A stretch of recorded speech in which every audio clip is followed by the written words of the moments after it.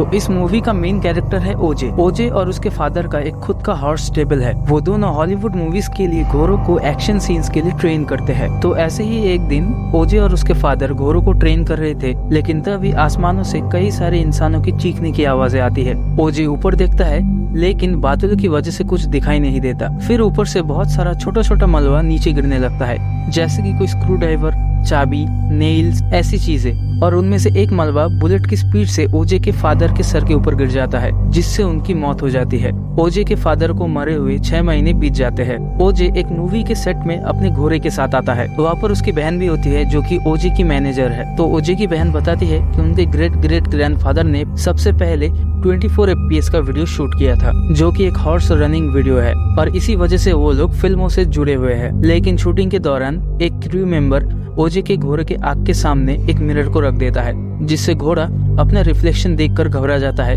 और फिल्म के सेट पे एक हादसा हो जाता है, जिस वजह से उन्हें फिल्म से निकाल दिया जाता है। इसके बाद ओजे और उसकी बहन घर के लिए निकल जाते हैं। घर आते वक्त वो लोग एक मेले के अंदर जाते हैं। उस मेले में एक कुआं है, जिसके एकदम नीचे एक कैमरा है, जिससे ऊपर आसमान की तरफ फोटो खींचा जा सकता है। तो ओजे यहाँ पर आया है अपने दोस्त से मिलने के लिए और उसे अपना घोड़ा बेचने के लिए। उसके दोस्त का नाम है रिकी, और रिकी इस मेले में घोड़ों को लेकर स्टंट्स दिखाता है। बेसिकली वो एक एंटरटेनर है। तो ओजे अपना घोड़ा उसे बेचकर घर वापस आ जाता है। रात हो जाती है और ओजे और उसकी बहन आपस में बातें करते हैं।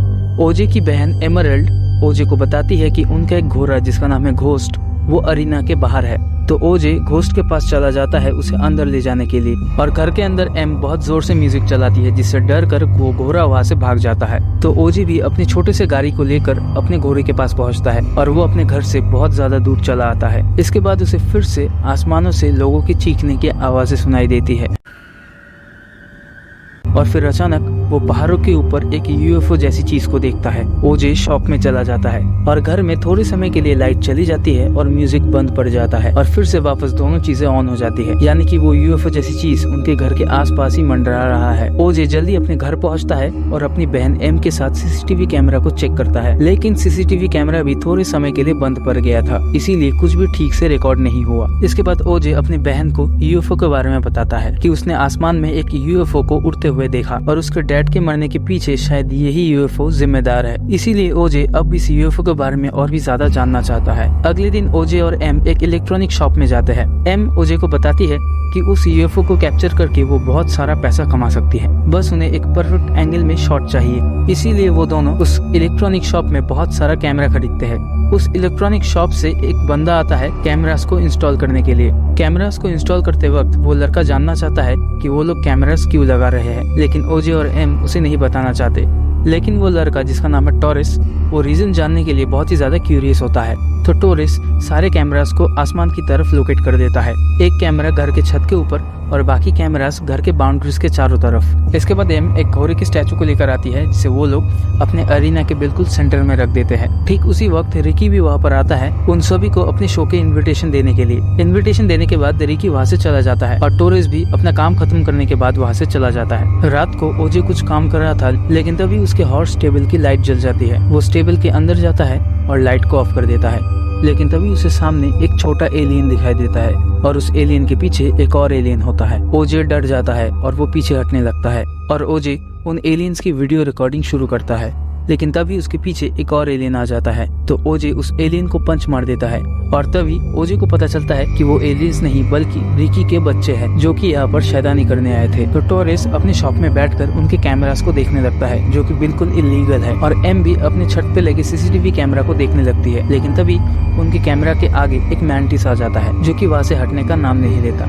इसके बाद एम को टॉरेंस का कॉल आता है, और टॉरेंस एम को बताती है कि उनके घर के बाउंड्री का कैमरास काम नहीं कर रहे। तभी एम को एहसास होता है कि वो यूएफओ उनके इलाके के ऊपर ही है। ओजे का एक घोड़ा फिर से घर के बाहर चला जाता है, तो ओजे उसे लेने के लिए चला जाता है, लेकिन वो घोड़ा वापस से ओजे के हाथ से भाग जाता है। ओजे नीचे गिर जाता है और उसके पीछे एक टॉर्नेडो क्रिएट होता है, जो कि क्रिएट हो रहा है एक बादल से। ओजे उसकी तरफ देखता ही रहता है। एम सुबह जिस घोड़े के स्टैचू को लेकर आई थी, वो यूएफओ जैसी चीज उस घोड़े को निगल गई। एम घर के बाहर निकलकर जोर जोर से चिल्लाकर ओजे से कहती है कि वो यूएफओ बादलों के बीच छुपा हुआ है, और ओजे तुरंत वहाँ से भागने लगता है। वो यूएफओ भी बादलों के बीच छुपकर उसका पीछा करता है। ओजे एक छोटे से घर के अंदर चला जाता है, और वो उस घर से ही आसमान की तरफ देखने लगता है, और वो यूएफओ आसमान में ही ओजे को ढूंढता रहता है।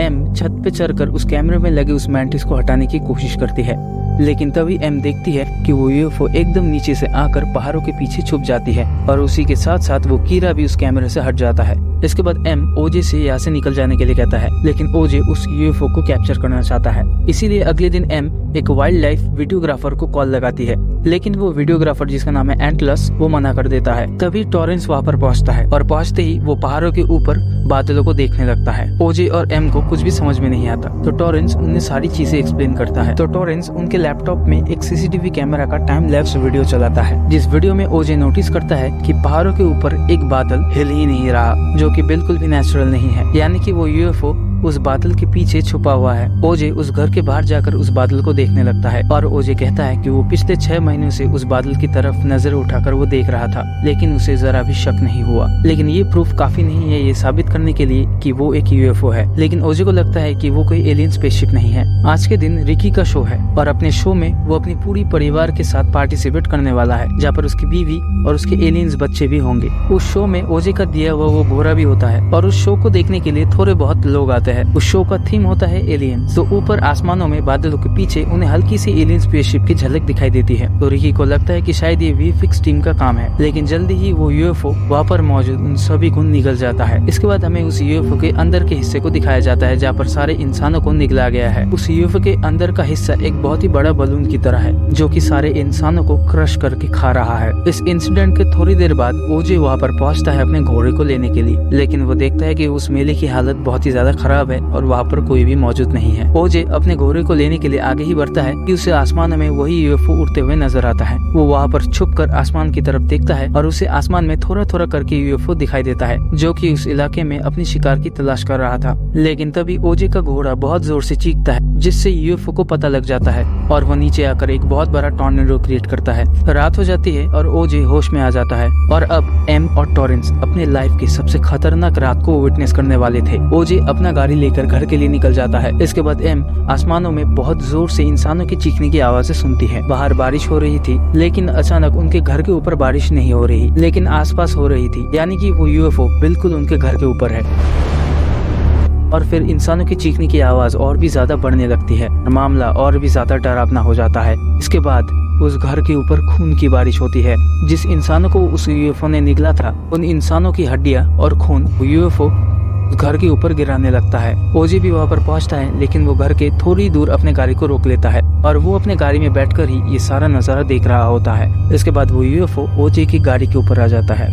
इसके बाद ओजे की गाड़ी के आसपास बारिश होना बंद हो जाता है। ओजे गाड़ी खोलकर ऊपर देखता है कि यूएफओ उसके गाड़ी के ठीक ऊपर है। इसके बाद वो यूएफओ उसकी गाड़ी के ऊपर वही घोड़े के स्टैचू को गिरा देता है, मानो जैसे उस यूएफओ को ओजे से उस घोड़े का बदला लेना था। ओजे पूरी रात उस गाड़ी में ही बिताता है। सुबह होने के बाद वो इलाका पूरी तरीके से फॉग और बादलों से ढक जाता है। ओजे अपनी गाड़ी से निकलकर टोरेंस की गाड़ी की तरफ जाता है। ओजे एम और टोरेंस को गाड़ी की तरफ आने के लिए कहता है, लेकिन तभी वो यूएफओ वहाँ पर पहुँच चुका है। लेकिन तभी ओजे को कुछ याद आता है। मूवी के सेट में जब ओजे का घोड़ा आईने में अपने खुद के ही रिफ्लेक्शन को देख रहा था, वो घोड़ा बहुत ही ज्यादा भड़क गया था। तो ओजे आसमान की तरफ देखने की बजाय जमीन की तरफ देखता है, जिस वजह से वो यूएफओ के ऊपर होते हुए भी उसे कुछ भी नहीं करता और वो तीनों वहाँ से निकल जाता है। तो बहुत सारे न्यूज रिपोर्टर्स उस मेले में पहुँचते हैं और इस न्यूज को कवर करते हैं कि उस मेले में मौजूद सारे इंसान गायब हो गए। तो बहुत जल्दी ये रूमर फैल जाता है कि उस इलाके में शायद यूएफओ है और ये न्यूज एंटलर्स देख रहा होता है। ओजे और बाकी सब एक रेस्टोरेंट में होते हैं, तभी एम को एंटलर्स का फोन आता है और वो शूटिंग के लिए हाँ कहता है। घर पहुँचते पहुँचते सुबह हो जाती है और एंटलर्स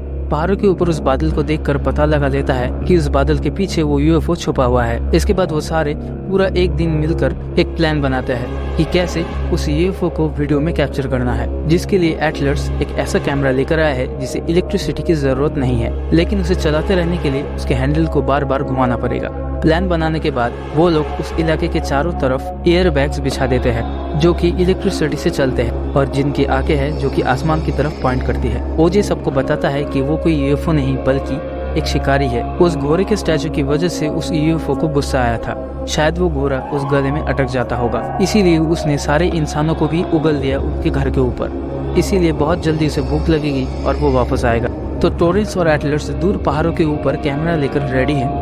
एम घर के अंदर रहकर सारे कैमरास को मॉनिटर कर रही है और ओजे बाहर अरीना में अपना घोड़ा लेकर सब कुछ देख रहा है। लेकिन र्यूमर की खबर सुनकर एक मोटो ब्लॉगर उस जगह पर पहुंचता है और कैमरा लेकर सब कुछ शूट करने लगता है। एम उसे वहाँ से जाने के लिए कहती है, लेकिन वो यहाँ पर जाने के लिए तो नहीं आया है। तो वो मोटो ब्लॉगर पहाड़ों के पीछे जाने की कोशिश करता है जहाँ पर वो यूएफओ मौजूद है, हालांकि उसे ये पता भी नहीं है। तो वो मोटो ब्लॉगर बहुत ही तेजी से आगे बढ़ रहा है, लेकिन वहाँ पर मौजूद जितने भी एयरबैग्स है वो बंद पड़ जाते हैं और उसका मोटर बाइक भी, जिससे उसके हाथ पैर टूट जाते हैं और वो आसमान की तरफ पॉइंट कर पड़ा रहता है। कोची उसे बचाने के लिए वहाँ पर पहुँचता है, लेकिन तभी एटलर्स के कैमरे की रील खत्म हो जाती है और वो उसे रिलोड करने लगते हैं। ओजे उस आदमी को बचाने की कोशिश करता है, लेकिन तभी वो यूएफओ वहाँ पर पहुँच जाता है और वो यूएफओ उस आदमी को निगल लेता है। एम ओजे को वहाँ पर रुक जाने के लिए कहती है, तो ओजे रुक जाता है।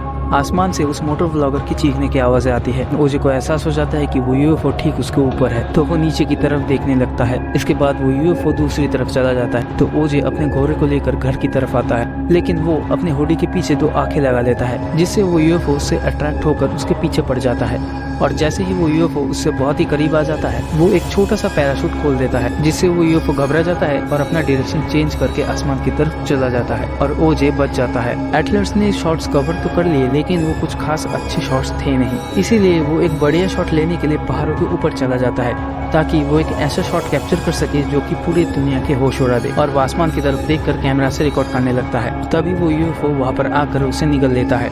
टॉरेंस उस यूएफओ की तरफ देखने लगता है, जिससे वो यूएफओ अब टॉरेंस को निगलने की कोशिश करता है, लेकिन किस्मत से वो एक प्लास्टिक से कवर हो जाता है, जिस वजह से वो बच जाता है। अब एम उस यूएफओ की तरफ देखने लगती है, तो वो यूएफओ एम के पीछे पड़ जाता है। एम एक घर के अंदर छुप जाती है, लेकिन वो यूएफओ उस घर को ही निगलने लगता है और एम भी किस्मत से बच जाती है। टॉरेंस ये सब कुछ होते हुए देख रहा था, तो वो शिप पहाड़ों के पीछे छुप जाती है। टॉरेंस लोहे के तार में फंस जाता है, तो अपने आप को छुड़ाने की कोशिश करता है, लेकिन उसके पास में एक एयर बैग होता है जो इसकी आंखें आसमान की तरफ पॉइंट कर रही है, जिससे अट्रैक्ट होकर वो यूएफओ उसके पीछे से आकर उसे निगलने लगता है। वो यूएफओ टॉरेंस के साथ उस लोहे के तार को भी निगलने की कोशिश करता है। उस लोहे की तार की वजह से उसे बहुत ज्यादा दिक्कत होती है, जिससे वो टॉरेंस को निगल नहीं पाता और उस यूएफओ ने अब तक काफी सारा मलबा अपने अंदर निगल लिया था, जिस वजह से वो अब धीरे धीरे अपने लेयर्स को खोलने लगता है, जिसकी वजह से अब वो एक काफी बड़ा जायंट एलियन में बदल जाता है। एम उस मोटो ब्लॉगर के बाइक को लेकर जल्दी से जल्दी वहाँ से निकल जाने की कोशिश करती है। यूएफओ अब अपने फाइनल फॉर्म में आता है,